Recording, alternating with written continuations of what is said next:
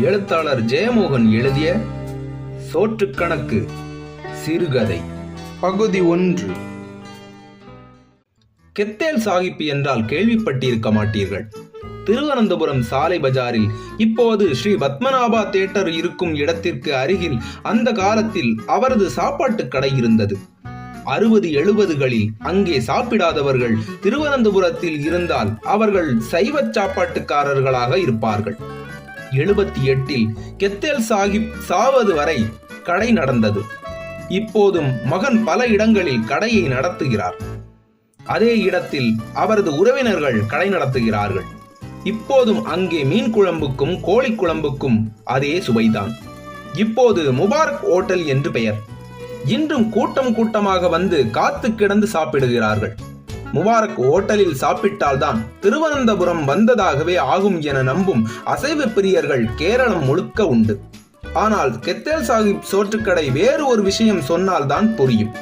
இன்று கூட Mubarak hotel ஒரு சந்துக்குள் தகரக்கூரை போட்ட கொட்டகையாகவே இருக்கிறது. அன்றெல்லாம் அது ஓலை வேய்ந்த 15 அடிக்கு 8 அடி கொட்டகை. மூங்கிலை கட்டி செய்த பெஞ்ச், மூங்கிலால் ஆன மேஜை.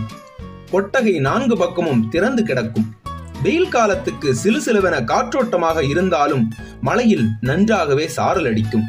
கேரளத்தில் மழைக்காலம்தானே அதிகம். இருந்தாலும் கெத்தேல் சாஹிப்பின் ஓட்டலில் எந்நேரமும் கூட்டம் இருக்கும். எந்நேரம் என்றா சொன்னேன்? அவர் எங்கே எந்நேரமும் கடை திறந்து வைத்திருக்கிறார்? மதியம் 12 மணிக்கு திறப்பார். 3 மணிக்கெல்லாம் மூடி விடுவார். அதன் பின்பு சாயங்காலம் 7 மணிக்கு திறந்து ராத்திரி 10 மணிக்கு மூடி விடுவார். காலை 11 மணிக்கே கடையின் முன்னால் ஒட்டு திண்ணையிலும் எதிர்பக்கம் ரஹமத் விலாஸ் என்ற தையல் கடையிலும் கருப்பள அருணாச்சலம் செட்டியார் அண்ட் சன்ஸ் மொத்த பலச்சரக்கு வணிகம் கடையின் குடோனின் வாசலிலும் ஆட்கள் காத்து நிற்பார்கள். பாதி பேர் மாத்ருபூமியோ கேரள கௌமுதியோ வாங்கி வந்து வாசிப்பார்கள். கே பாலகிருஷ்ணனின் சூடான அரசியல் கட்டுரைகளை பற்றிய விவாதங்களும் நடக்கும். சமயங்களும் வாக்கேற்றமும் உண்டு. எல்லாம் சாஹிப் கடையை திறப்பதற்கு அறிகுறியாக வாசலில் தொங்கவிடப்பட்டிருக்கும் சாக்குப்படுதாவை மேலே தூக்கி சுருட்டி வைப்பது வரைதான். கூட்டம் கூட்டமாக உள்ளே போய் உட்கார்ந்து விடுவார்கள். கெத்தேல் சாஹிப் ராட்சதன் போல இருப்பார். 7 அடி உயரம், தூண் தூணாக கைகால்கள், அம்மை தழும்பு நிறைந்த பெரிய முகம். ஒரு கண் அம்மை போட்டு கலங்கி சோழி போல இருக்கும். இன்னொரு கண் சிறியதாக சிவப்பாக தீக்கங்கு போல. தலையில் வெள்ளை வலை தொப்பி, மீசை இல்லாத வட்ட தாடிக்கு மருதாணி போட்டு சிவப்பாக்கி இருப்பார். இடுப்பில் கட்டம் போட்ட லுங்கி, அதன் மேல் பட்டையான பச்சை பெல்ட். மலையாளியானாலும் கெத்தேல் சாஹிப்புக்கு மலையாளம் பேச வராது. அரபி மலையாளம்தான். அவரது குரலையே அதிகம் கேட்க முடியாது. கேட்டாலும் ஓரிரு சொற்றொடர்கள் மட்டுமே. ஃபரீன் என்று அவர் கனத்த குரலில் சொல்லி உள்ளே சென்றால் ஆட்கள் பெஞ்சுகளில் நிறைந்து விடுவார்கள். அழைக்கவே வேண்டியதில்லை. உள்ளே இருந்து கோழி குழம்பும் பொரித்த கோழியும் கொஞ்சு வறுவலும் கரிமீன் பொள்ளலும் மத்தி கூட்டும் எல்லாம் கலந்து மனம் ஏற்கனவே அழைத்து கொண்டிருக்கும். நானும் இத்தனை நாள் சாப்பிடாத ஓட்டல் இல்லை. கெத்தேல் சாஹிப்பின் சாப்பாட்டு மனம் எப்போதுமே வந்ததில்லை. அதை பற்றி வாசுதேவன் நாயர், அதுக்கு ஒரு கணக்கு இருக்குடே. சரக்கு வாங்குறது ஒருத்தன், வைக்கிறது இன்னொருத்தன்னா எப்பவுமே சாப்பாட்டுல ருசியும் மனமும் அமையாது. கெத்தேல் சாஹிப்பு மீனும் கோழியும் மட்டுமில்ல, அரிசியும் மளிகையும் எல்லாம் அவரே போய் நின்னு பார்த்துக்கின்னு வாங்குவார். குவாலிட்டியில ஒரு எள்ளிட வித்தியாசம் இருந்தா வாங்க மாட்டார்வே. கொஞ்சம் அவருக்குன்னு சிறையின் கீழ் காயலில இருந்து வரும். பாப்பின்னு ஒரு மாப்பிள்ள பிடிச்சு வலையோட அதுகளை தண்ணிக்குள்ளையே போட்டு இழுத்துக்கிட்டு தோணி தொலைஞ்சு வருவான். அப்படியே தூக்கி அப்படியே சமைக்க கொண்டு போவாரு சாஹிப்பு. மக்கா நேர்மையா இருந்தா அதுக்குண்டான ருசி தன்னால வரும் பார்த்துக்கோ. என்ன செய்வாரோ?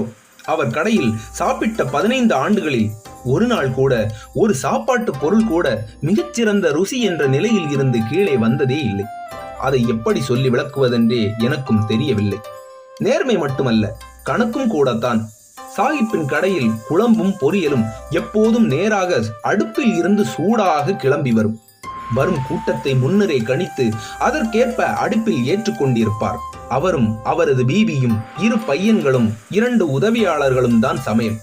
அவர்கள் அனைவரும் சாஹிப்புக்கு கட்டுப்பட்டவர்கள். அவர் மூக்காலேயே ருசி கண்டுபிடிப்பார். ஆனால் இதெல்லாம் சும்மா சொல்வதுதான். அங்கே ஒரு தேவதை குடிகொண்டிருந்தது என்றுதான் சொல்ல வேண்டும். சரி, தேவதை இல்லை, ஜின். அரேபியாவில் இருந்து வந்த ஜின் அல்ல. மலபாரில் ஏதோ கிராமத்தில் பிறந்து கல்லாயி புழையின் தண்ணீர் குடித்த ஜின். கெத்தேல் சாஹிப்பின் பூர்வீகம் மலபாரில். யூசுப் அலி கேச்சேரி எழுதிய கல்லாயிப்புல ஒரு மணவாட்டி என்ற பாட்டு ஒலிக்க கேட்டபோது அவரது மகன் "ஞம்ம பாப்பன்றே புலையல்லே" என்றார். மற்றபடி அவரை பற்றி தெரியாது. அவர் பேசுவதே இல்லை. அவரை யாராவது மனவசியம் செய்து பேச வைத்தால்தான் உண்டு. பஞ்சம் பிழைக்க வந்த குடும்பம். சிறுவயதிலேயே சாஹிப் தெருவுக்கு வந்து விட்டார். 20 வயது வரை கையில் பெரிய கெட்டிலுடன் டீ சுமந்து விற்று கொண்டிருந்தார். அந்த பெயர் அப்படித்தான் வந்தது. அதன் பின் சாலையோரத்தில் மீன் பொரித்து விற்க ஆரம்பித்தார். மெல்ல சாப்பாட்டு கடை. கெத்தேல் சாஹிப்பின் கையால் குடித்த சாயாவுக்கு பிறகு இன்னைக்கு வரைக்கும் நல்ல சாயா குடிச்சதில்லை என்று அனந்தன் நாயர் ஒரு முறை சொன்னார். சாட்சாத் கௌமுதி பாலகிருஷ்ணனே சாஹிப் கையால் டீ குடிக்க களக்கூட்டத்தில் இருந்து சாலை பஜாருக்கு வருவார் என்றார்கள். சாஹிப்புக்கு ஒரு குறையும் இல்லை. அம்பலமுக்கில் பெரிய வீடு, கூட்டு குடும்பம். நகரில் 7-8 கடைகள். 3 பெண்களை கட்டி கொடுத்து விட்டார். 3 மாப்பிள்ளைகளுக்கும் ஆளுக்கு ஒரு கடை வைத்து கொடுத்திருக்கிறார். எல்லாம் ஓட்டலில் சம்பாதித்தது என்று சொன்னால் ஆச்சரியப்பட மாட்டீர்கள். ஆனால் அவரது வியாபார முறையை சொன்னால் ஆச்சரியப்படத்தான் செய்வீர்கள். சாஹிப் சாப்பாட்டுக்கு காசு வாங்குவதில்லை. டீ விற்ற காலம் முதலே அவருக்கு உள்ள பழக்கம். கடையின் முன்னால் ஒரு மூலையில் சிறிய தட்டியால் மறைக்கப்பட்டு ஒரு தகரடப்பா உண்டியல் வைக்கப்பட்டிருக்கும். சாப்பிட்டு விட்டு போகிறவர்கள் அதில் எவ்வளவு வேண்டுமானாலும் போடலாம். யாரும் பார்க்க போவதில்லை. போடாமலும் போகலாம். எத்தனை நாள் போடாமல் போனாலும் எவ்வளவு சாப்பிட்டாலும் கெத்தேல் சாஹிப் அதை கவனிக்கவே மாட்டார். தெருவில் சட்டை போடாமல் காக்கி நிக்கரும் வட்ட தொப்பியுமாக அலைந்த டீ பையனாக இருக்கும் போதே கெத்தேல் சாஹிப் அப்படித்தான். ஒரு சின்ன டப்பா அவர் அருகே இருக்கும். அதில் விரும்பினால் காசு போட்டால் போதும். விலை கேட்க கூடாது. சொல்லவும் மாட்டார். ஆரம்பத்தில் சில சண்டியர்களும் தெருப்பொறுக்கிகளும் வம்பு செய்திருக்கிறார்கள். அதில் காகிதங்களை மடித்து போட்டிருக்கிறார்கள்.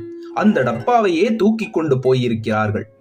மாதக்கணக்கில் வருடக்கணக்கில் சும்மா டீ குடித்திருக்கிறார்கள். கெத்தேல் சாஹிப்புக்கு அவர்களின் முகம் கூட நினைவிருப்பது போல தெரியாது. ஒரே ஒரு முறை கெத்தேல் சாஹிப் ஒருவனை அறைந்தார். எழுத்தாளர் ஜெயமோகன் எழுதிய சோற்றுக்கணக்கு சிறுகதை தொடரும்.